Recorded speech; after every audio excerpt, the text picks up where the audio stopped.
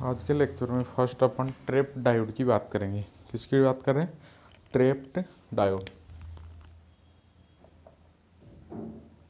जो trapped diode है उसकी फुल फॉर्म होती है trapped plasma avalanche transit time device. Trapped plasma avalanche, T का मतलब ट्रांजिट टाइम डिवाइस, या आप बोल सकते हो डायोड। ठीक है, ये है अपना ट्रैप्ड डायोड। अब सबसे पहले अपन इसकी फिजिकल स्ट्रक्चर की बात करते हैं।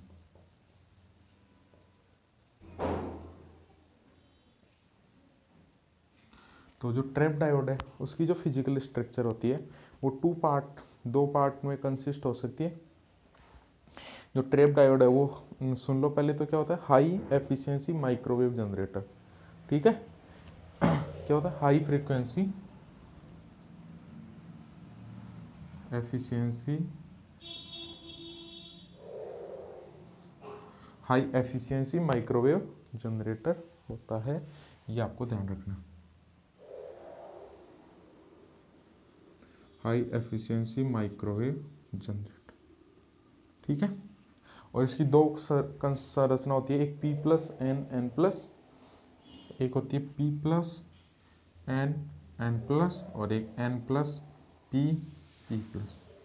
ये दोनों में से कोई भी स्ट्रक्चर इसकी हो सकती है। प्लस का मतलब मैंने बताया था आपको क्या होती है, इसकी हाई डोपिंग होती है। ठीक है, ये हो गई इसकी फिजिकल स्ट्रक्चर। अब इसके अपन बात करते हैं नेक्स्ट ऑपरेशन की।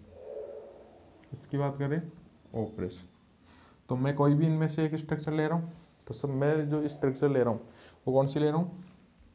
P+N+। और इस स्ट्रक्चर में अपन क्या कर रहे हैं? इसके ऑपरेशन की बात कर रहे हैं। और ध्यान रखना, रिवर्स बायस एक तरह से पीएन जंक्शन डायोड है, और अपन इसमें किसकी बात करेंगे? रिवर्स बायस पीएन जंक्शन की बात करेंगे। ठीक है, किसकी बात करेंगे? Reverse bias PN junction. तो ये P+ होता है, ये N बड़ा होता है, और ये N+, और इसको सिग्नल अप्लाई करना है। ठीक है, अब अपन इसके ऑपरेशन की अपन बात करते हैं। तो देखो, वोल्टेज और टाइम के बीच में अपन वोल्टेज या करंट और टाइम के बीच में रिलेशन की बात करें। इधर तो वोल्टेज और दूसरा करंट, दोनों के ग्राफ प्लॉट करेंगे अपन, वोल्टेज के भी और करंट के भी, और इधर टाइम। ठीक है, सबसे पहले अपन बात करें, सबसे पहले इसमें बात करें बाहर से जो फील्ड मैंने डीसी वोल्टेज लगा रहा है, तो इस केस में जो इलेक्ट्रिक फील्ड होगा इसमें यूनिफॉर्म होगा, यानी वोल्टेज की वैल्यू फिक्स वोल्टेज की वैल्यू होगी। तो मैंने मान लिया कि इनिशियल इसमें जो वोल्टेज हो कितना है, ये कोई पॉइंट है ए, इनिशियल वोल्टेज है, फिक्स है। अब ये जो वोल्टेज है ये क्या है? उसमें एवेलांस ब्रेक डाउन करने के लिए सफिशिएंट नहीं है। तो इसका मतलब एवेलांस ब्रेक डाउन करना है तो आपको क्या करना पड़ेगा? बाहर से जो फील्ड की वैल्यू है वो आपको बढ़ानी पड़ेगी। तो मैं क्या कर रहा हूँ? इलेक्ट्रिक फील्ड की वैल्यू बढ़ाता हूँ। कहाँ तक बढ़ेगी वो? जब तक एवेलांस ब्रेक डाउन नहीं हो जाता। तो ये बी, यानी ए पर इनिशियल जो यूनिफॉर्म फील्ड है उसकी बात कर रहा हूँ। जैसे बी की बात करेंगे तो यहाँ से यहाँ तक मैंने फील्ड इंक्रीज किया, इसका मतलब यहाँ पर ही किसकी तरह बिहेव कर रहा है? चार्जिंग की तरह। किसकी तरह? चार्जिंग की तरह बिहेव कर रहा है। जैसे बी पॉइंट पर जाओगे तो बी पॉइंट पर क्या हो जाएगा? एवेलांस ब्रेक डाउन, यानी पॉइंट बी पर क्या हो गया? एवेलांस ब्रेक डाउन। बी पर एवेलांस ब्रेक डाउन हो गया। अब बी पर एवेलांस ब्रेक डाउन हो गया तो क्या किसका फॉर्मेशन हो जाएगा? बहुत हाई वोल्टेज के केस में इलेक्ट्रॉन और चार्ज होल, यानी प्लाज्मा क्रिएट हो जाएगा। अब प्लाज्मा क्रिएट हो गया तो इसकी जो वोल्टेज या जो फील्ड है उसकी वैल्यू डिक्रीज होना स्टार्ट होगी। इसका मतलब B2C, इस पर क्या होगा? प्लाज्मा का फॉर्मेशन। अब प्लाज्मा फॉर्मेशन होगा तो जो प्लाज्मा है वो क्या होगा? अपोजिट इलेक्ट्रोड की तरफ मूव करेगा, और अपोजिट इलेक्ट्रोड की तरफ मूव करेगा तो फील्ड की वैल्यू क्या हो जाएगी? सबसे पहले देखो, ये प्लाज्मा का क्रिएट हुआ इलेक्ट्रॉन होल, प्लाज्मा क्रिएट हुआ। अब इसको जब तक ये अपोजिट इलेक्ट्रोड की तरफ मूव कर रहे हैं और अपोजिट इलेक्ट्रोड की तरफ मूव कर रहे हैं, तो तब तक ये इलेक्ट्रोड पर मूव नहीं करते, तब तक तो क्या होगा इसमें कंटिन्यूसली डिक्रीज। और जैसे यह डिक्रीज हुआ, जैसे प्लाज्मा इलेक्ट्रोड्स पर पहुंचा, तो इसका लगभग कांस्टेंट, इसका मतलब ये जो पार्ट है ये किसको दिखा रहा है, प्लाज्मा एक्सट्रेंशन या एक्सट्रैक्शन, यानी प्लाज्मा का अपोजिट इलेक्ट्रोड की तरफ पहुंचा, प्लाज्मा एक्सट्रैक्शन। ठीक है, कहां से कहां तक पहुंच गए, B2C, C2D और D2E। तो ABCDE की आपको फॉर्म समझ आ गई। A2B क्या आ रहा है, एवलांस ब्रेकडाउन यहाँ पर नहीं हो सकता, वोल्टेज कम है, तो अपन ने चार्ज किया, उसको चार्ज किया तो B पर पहुंच गए, B पर एवलांस ब्रेकडाउन, एवलांस ब्रेकडाउन हुआ तो प्लाज्मा फॉर्मेशन हुआ, तो B2C प्लाज्मा फॉर्मेशन। जब तक प्लाज्मा इलेक्ट्रोड अपोजिट इलेक्ट्रोड पर नहीं पहुंचा, कंटिन्यूसली डिक्रीज, तो कहाँ पर पहुंच गए, D पर, प्लाज्मा का अपोजिट इलेक्ट्रोड पे पहुंच गया तो E पर पहुंच गए। अब E2F क्या होगा, जो अगर और कुछ भी बच गया प्लाज्मा, तो रेजिडुअल एक्सट्रैक्शन, यानी कुछ बचा हुआ प्लाज्मा भी क्या हो जाएगा, एक्सट्रैक्ट हो जाएगा। ठीक है, और कौन से पॉइंट पर पहुंच गए अपन, एफ, यानी ABCDE और एफ तक आपको सबको समझ में आ गया हो। अब एफ पर क्या होगा, सारा सारा चार्ज जो बना था वो रिमूव हो गया, रिमूव हो गया तो क्या होगा, वापस से क्या होगा, ये चार्ज होगा, और F2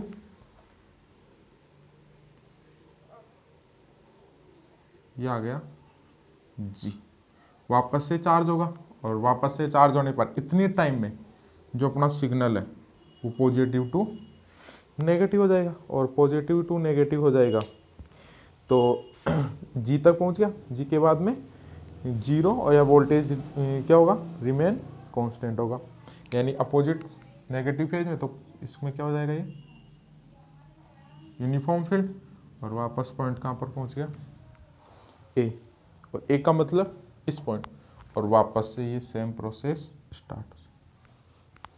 ठीक है, इसका मतलब अपने को जो करंट है वो, ये तो नेगेटिव पार्ट है तो इसमें तो जीरो होगा, और जो पॉजिटिव पार्ट है उसमें एक अपने को करंट की वैल्यू मिलेगी। ठीक है, यानी नेगेटिव पार्ट में तो ये, नेगेटिव पार्ट में तो जीरो वैल्यू होगी, और पॉजिटिव पार्ट जब साइकिल होगा तब मैंने आपको बता दिया, इसका जो ऑपरेशन है वो आपको अच्छे से समझ में आ गया समझे। अब इसमें कुछ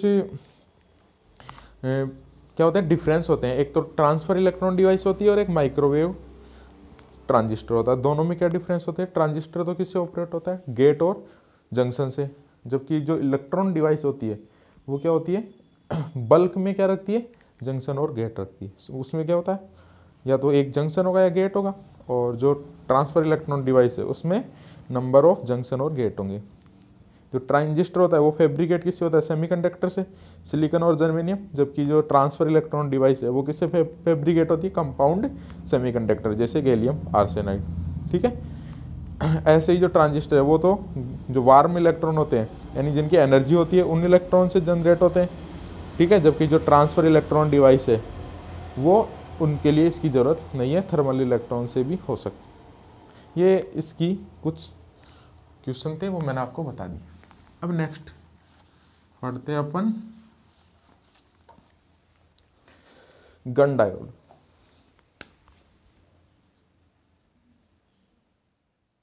गन डायोड या गन इफेक्ट, और ये जो गन डायोड है इसी का एक एग्जांपल की बात करेंगे, गैलियम आर्सेनाइड, यानी कौन सी, ट्रांसफर इलेक्ट्रॉन डिवाइस। ठीक है, तो देखो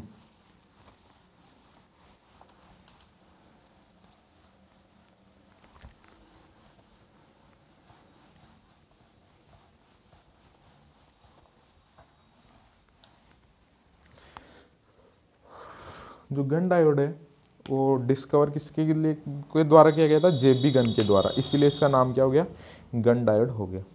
इसमें क्या करेंगे, जब अपन जो अप्लाइड वोल्टेज है वो एक सर्टेन क्रिटिकल वोल्टेज से ज़्यादा लगाएंगे, तो उस केस में जो N type gallium arsenide diode है उसमें अपने पीरियोडिक फ्लक्चुएशन ऑफ करंट मिलेगी, यानी सर्टेन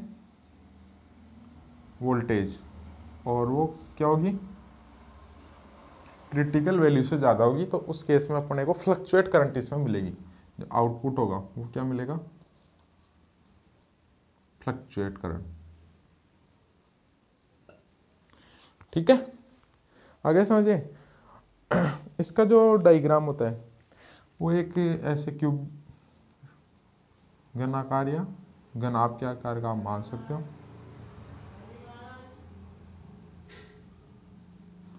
एक तरफ इसके कैथोड होता है और दूसरी तरफ इसके एनोड होता है। ठीक है, एक तरफ कैथोड और ये इधर मेटल कांटेक्ट, मेटल कांटेक्ट। ये इसका एक सिंपली अपन ने डायग्राम बना दिया। ठीक है, ये गन डायोड का डायग्राम होता है।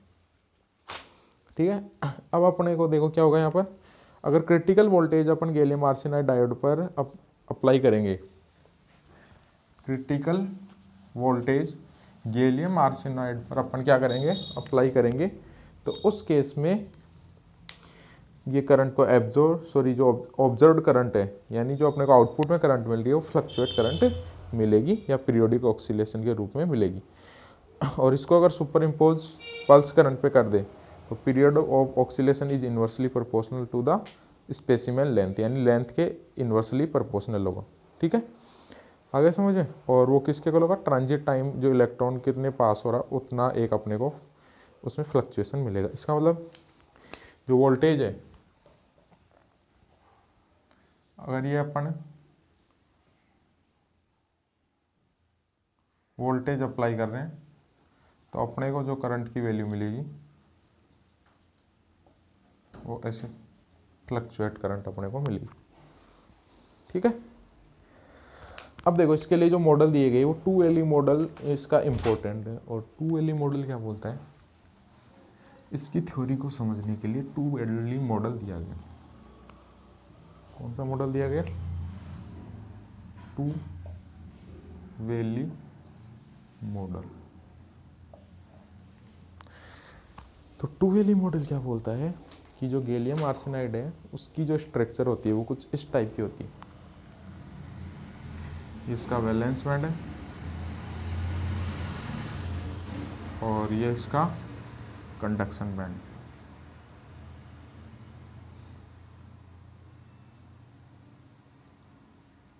अब इसमें जो वैलेंस और कंडक्शन बैंड है, इनके दोनों के जो बीच में जो गैप होता है इसको बोलते हैं फॉरबिडन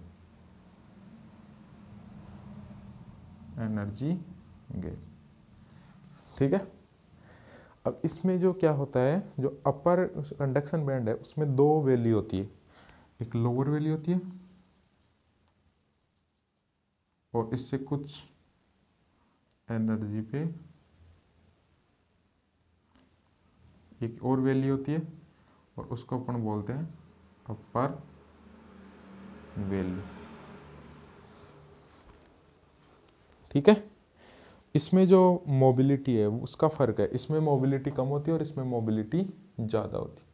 यानी जो इलेक्ट्रॉन्स की मोबिलिटी है वो लोअर वैल्यू में ज़्यादा होती है, अपर वैल्यू में कम होती है। यहाँ तक कोई डाउट नहीं किसी को। अब देखो, जो नॉर्मली अपन बात करें तो जो इलेक्ट्रॉन्स है वो कहाँ फिल होंगे, वैलेंस बैंड।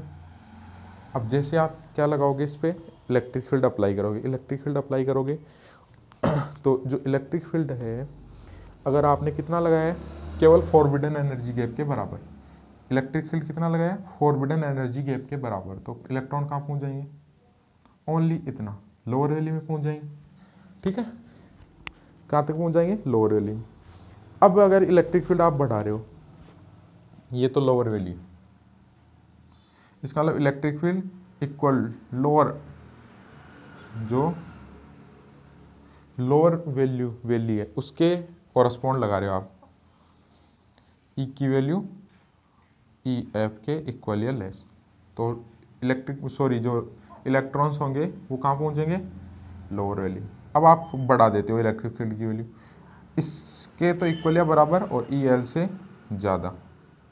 तो इस केस में इसके बराबर, इसका मतलब कुछ इलेक्ट्रॉन्स यहाँ भी ट्रांसफर हो जाएंगे। दो केस हो गए, देखो फर्स्ट केस है, first case E less than equal to E L, तो उस केस में इलेक्ट्रॉन केवल यहाँ से यहाँ पहुँचेंगे, यहाँ नहीं रहेंगे। फिर सेकंड केस की बात करूँ तो E L greater E U, तो उस केस में इलेक्ट्रॉन यहाँ भी पहुँच जाएंगे।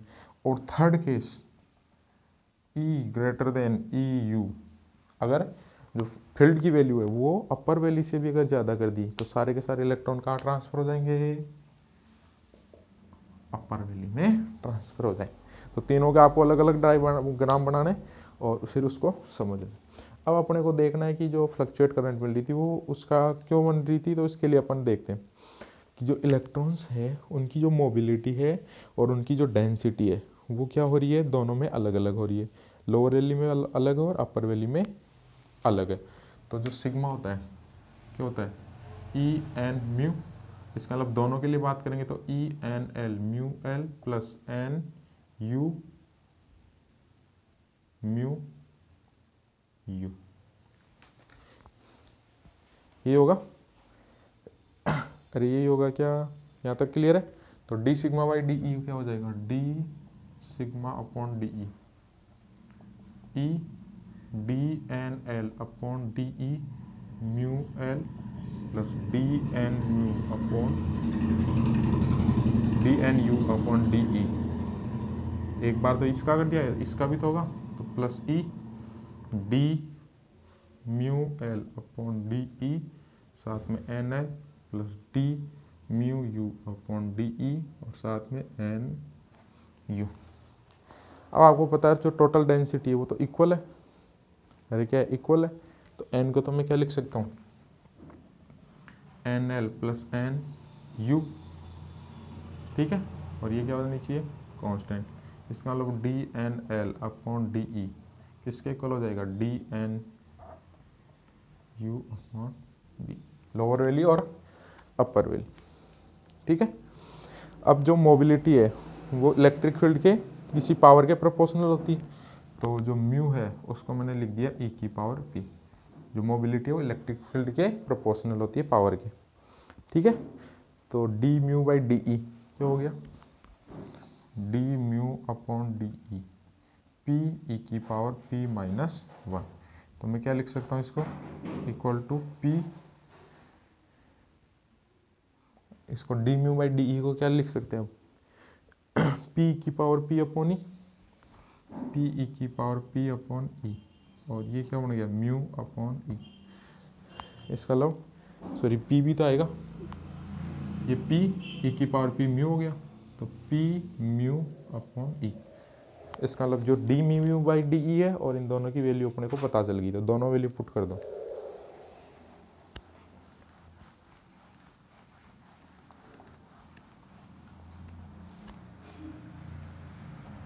देखो क्या वैल्यू आएगी, D sigma by D E, E D N L upon D E, तो इसकी जगह ये माइनस आ जाएगा। तो यहाँ तो क्या बचेगा, mu L minus mu U और साथ में D N L upon D E. इसका तो काम हो गया फर्स्ट इक्वेशन। सेकेंड इक्वेशन में क्या आ जाएगा, प्लस ई क्या हो जाएगा, म्यू आ रहा ना, तो ये ऐसे क्या आएगा, पी बाई ई तो बाहर आ जाएगा और ये mu L N L plus mu U N U और साथ में पी अपॉन ई बाहर। अब आप जानते हो ओम्स लॉ से, from Ohm's law, Ohm's law से क्या होता है, जे इक्वल टू सिग्मा ई। तो D J upon D E क्या होगा, sigma plus E D sigma by D. तो यहाँ से मैं अगर देखूँ तो 1 upon sigma D J upon D ई की कितनी वैल्यू आ जाएगी, 1 प्लस ई upon sigma D sigma upon D. यानी इसको मैं क्या लिख सकता हूँ, 1 plus D sigma upon D E और डिवाइड में सिग्मा अपॉन ई, ये लिख सकता हूँ ना। अब आपको ये पता नेगेटिव रेजिस्टेंस डिवाइस होती है। तो नेगेटिव रेजिस्टेंस के लिए current density J must decrease with increase electric field, so quantity D J by D E must be negative और this is possible when right hand side is less than 0। तो क्या लिख सकता हूँ, इससे क्या समझ आ रहा है आपको। देखो नेगेटिव रेजिस्टेंस के लिए जो करंट डेंसिटी है, इलेक्ट्रिक फील्ड बढ़ रहा है, अगर ई बढ़ रहा है तो जे क्या होना चाहिए, कम होना चाहिए। जे कम होना चाहिए, इसका मतलब ये ओवरऑल नेगेटिव होगी और ये ओवरऑल नेगेटिव होगी। तो ये जो क्वांटिटी है ये 0 से छोटी होगी, सॉरी जो डी सिग्मा बाई डी ई है इज लेस देन, यानी ये टोटल क्वांटिटी लेस देन 0 होनी चाहिए और ये टोटल क्वांटिटी लेस देन 0 होनी चाहिए। इसका मतलब ये क्वांटिटी -1 से छोटी, इसका मतलब minus D sigma upon D E और डिवाइड में sigma upon E greater then क्या होनी चाहिए 1, लेस देन -1, इसका मतलब माइनस दोनों तरफ मल्टीप्लाई करोगे तो D sigma by D E upon sigma upon E greater then क्या होनी चाहिए 1 होनी चाहिए। ठीक है, समझ आ गया। इसका मतलब मैं इसको सिग्मा अपॉन ई से डिवाइड कर दूं तो ये क्वांटिटी माइनस लगा दूं तो ये क्या होनी चाहिए ग्रेटर देन 1 होनी चाहिए। तो देखो क्या लिख सकते हैं इसको, सिग्मा अपॉन ई से डिवाइड कर दो तो सिग्मा की वैल्यू ये रही, तो देखो क्या आएगा, यहीं बता देता हूँ।